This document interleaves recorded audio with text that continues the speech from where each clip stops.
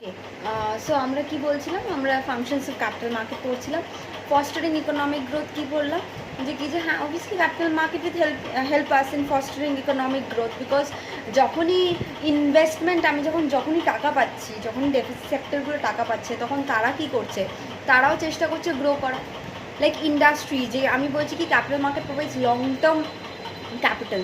So long term capital যে ইন্ডাস্ট্রিজগুলো পাচ্ছে, তাহলে ইন্ডাস্ট্রিগুলো আরও অনেক কাজ করছে, আরও ডেভেলপ হচ্ছে। যত ইন্ডাস্ট্রিজ ডেভেলপ হচ্ছে আমাদের ইকোনমিক গ্রোথ হচ্ছে অটোমেটিক্যালি।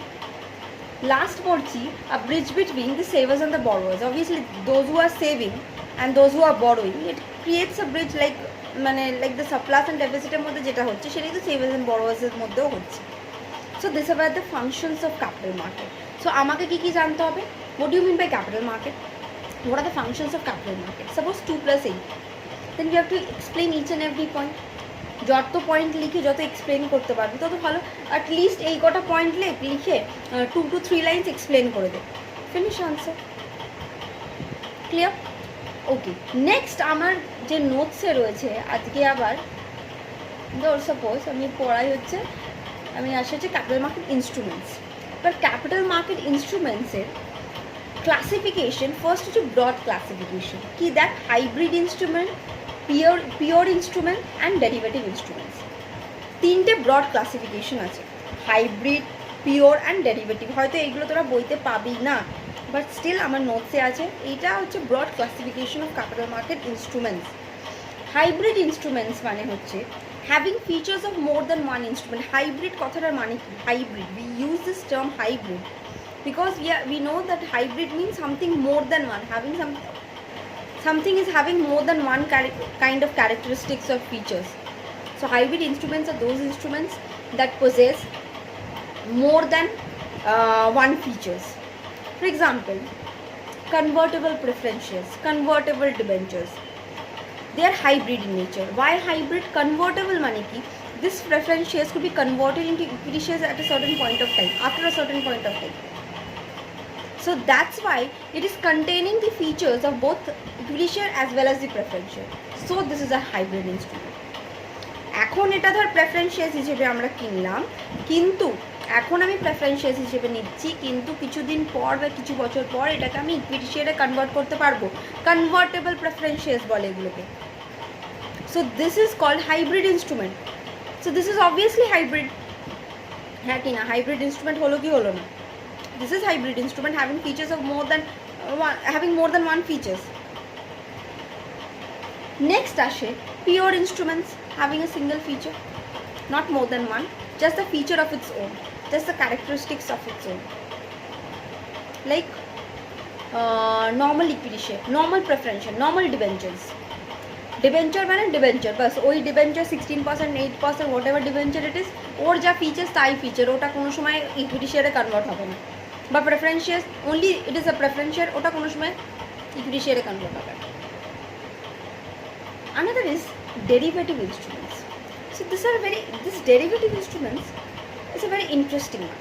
So প্রথম দুটো বোঝা গেল, একটা হচ্ছে hybrid and another is pure. These are the broad classification. Minutely আরও ক্লাসিফাই আমি করবো, নেক্সট আমার নোটসেই আছে। তো ব্রড ক্লাসিফিকেশন, হাইব্রিড মানে more than one features, pure মানে কি?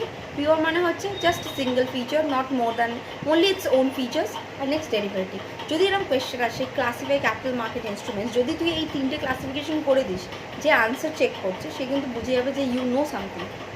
আর বইতে না পেলেও এই তিন লাইন লিখলেও হবে জাস্ট, তারপরে যে মাইনিউট আরও ক্লাসিফিকেশন সেগুলো করে দিবি। Clear? So what are hybrid, what are pure হয়ে গেল, done. Next comes derivative. So derivative আমরা পরেও পড়বো ভালো করে, বাট ডেরিভেটিভ কী জিনিসটা শোন। Derivative are instruments that derive its value from some certain underlying assets. Derivatives are instruments that derives its value from certain underlying assets. কিছু underlying asset থেকে সেটা ওর ভ্যালু ডিরাইভ করে ডেরিভেটিভ। সাপোজ ধর underlying asset could be anything, it could be gold, it could be crops, anything. এই asset থেকে এটা ওর value derive করে। They are instruments that derive its value from a certain underlying asset. The asset could be anything, it could be crop, it could be gold. anything. These derivatives are actually hedging instruments. আমি এগুলোকে পরে বলবো, derivatives যখন করবো। Derivatives তোদের অত ডিটেলসে নেই, তাও I will try to cover up a little. But derivatives মানে কি, they are instruments which derive its value from certain underlying assets. Derivative নিজে কিছু নয়, কিন্তু ডেরিভেটিভটা নিজে কিছু নয়, বাট এ নিজের ভ্যালুটা কোথা থেকে ডিরাইভ করে, ফ্রম সার্টেন আন্ডারলাইং অ্যাসেটস, যার ওপরে এই ডেরিভেটিভ আমি কন্ট্রাক্ট করছি। Suppose derivative contract on gold, so the underlying asset is the gold, but derivative particularly is nothing. Like hybrid instrument means like preference shares, convertible preference shares, convertible debentures. Pure means only preference shares, only equity shares. But derivatives, they derive its value from certain underlying assets. They doesn't have any kind of derivative itself is nothing. It's a contract, and the contract jar opore base kore korchi, that is the asset. Clear? এর details আবার পরে পড়ব। Next এগুলো তোরা ভালো মতো জানিস, যেগুলো আমি আশা করতে জানিস। ফার্দার ক্লাসিফিকেশন অফ ইনস্ট্রুমেন্টস, দেখ কী আছে। ইকুইটি শেয়ার্স জানি আমরা কি হয় না হয়। ইকুইটি শেয়ার্স যারা পারচেস করে তাদেরকে আমরা ওনার্স অফ দি কোম্পানি বলি। তারা মিটিংস অ্যাটেন্ড করতে পারে, তাদের ভোটিং রাইটস আছে, এই সমস্ত কিছু লিখেছে। আমি কিছু কিছু পয়েন্টস দিয়ে দিয়েছি, ঠিক আছে। ডিভিডেন্ড রিসিভ করে। নেক্সট দেখ প্রেফারেন্স শেয়ার্স। আচ্ছা, ইকুইটি শেয়ার্স দু ধরনের হয়, একটা হচ্ছে ডিফারেন্সিয়াল রাইটস আছে, একটা হচ্ছে with voting rights. With voting rights মানে ভোট করার পাওয়ার আছে, একটা হচ্ছে with differential rights as to voting, dividend or otherwise. Differential rights মানে not like the normal equity share holders, but কিছু কিছু ডিফারেন্স, মানে ওদেরকে কিছু কিছু মোর অ্যাডভান্টেজেস দেওয়া হয় regarding the dividend, regarding the voting power. Differential rights, the rights varies, because তোদের সেকেন্ড সেমিস্টারে তো ক্লাস খুব একটা হয়নি, বা হলেও আমার মনে হয় এই মানে কেউ না কেউ বুঝিয়ে দেবে যে কি যে এই চ্যাপ্টারে ছিল যে কি যে ইকুইটি শেয়ার্স উইথ মানে equity shares with differential voting rights, dividend rights. Basic ব্যাপার কিছুই না। ব্যাপারটা হচ্ছে নর্মাল ইকুইটি শেয়ার্স যেমন ভোটিং রাইটস থাকে সেটা ঠিক আছে, বাট ডিফারেন্সিয়াল রাইটস মানে হচ্ছে কিছু কিছু এদেরকে এক্সেস বেনিফিটস দেওয়া হয়, আর কিছু না। ক্লিয়ার? নেক্সট আসি প্রেফারেন্স শেয়ার্স। এবার প্রেফারেন্স শেয়ার্স কি, it's not equity share. Preference শেয়ার্সে কিন্তু প্রেফারেন্স, হ্যাঁ, প্রেফারেন্স শেয়ার হোল্ডার্সরা কোম্পানি মিটিং অ্যাটেন্ড করতে পারে, কিন্তু যেখানে তাদের দরকার তখনই তারা মিটিং অ্যাটেন্ড করবে, যেটা স্পেসিফিক্যালি ফর দেম। তাদেরকে তাদের কোনো লাইবিলিটিস এফেক্ট হবে সেই সমস্ত মিটিং তারা অ্যাটেন্ড করতে পারবে। কোম্পানির সমস্ত মিটিং কিন্তু এরা অ্যাটেন্ড করতে পারবে না। এরা অ্যাকচুয়ালি প্রেফারেন্স শেয়ার হোল্ডার কোম্পানিকে এক টাইপের কোম্পানিকে লোন দিচ্ছে। They are not the owners of the company. Clear? এদেরকে প্রেফারেন্স দেওয়া হয় বিকজ দেখবি আমরা অবভিয়াসলি আগে ক্রেডিটার্সদেরকেই প্রেফারেন্স দেবো, তাই না? যে তাদেরকে যত তাড়াতাড়ি আমি টাকা আমি আরকে মিটিয়ে দিতে পারি। So preference shareholders are actually the creators of the company. They are not the owners of the company. Equity shareholders are the owners of the company. তাই জন্য ইকুইটি শেয়ার হোল্ডার্সকে কোম্পানি যখন ডিজলভ হয়ে যায়, বন্ধ করে দেওয়ার সময় আসে, আগে কিন্তু আমরা প্রেফারেন্স শেয়ার হোল্ডার্স ক্রেডিটার্সদেরকে দেওয়ার চেষ্টা করি। লাস্টে ইকুইটি শেয়ার হোল্ডার্স যদি কিছু বাঁচে সে। ক্লিয়ার? আচ্ছা, আজকে জাস্ট আর একটু পড়বো, সেটা হচ্ছে তো প্রেফারেন্স শেয়ার্সের হোল্ডার্সে কী কী টাইপ হয়। একটা দেখ cumulative preference shares. Cumulative preference shares মানে হচ্ছে the dividend which could not be paid in the year of losses will be carried forward. Preference shareholders or dividend পায়, but ধর কোম্পানির তো সাপোজ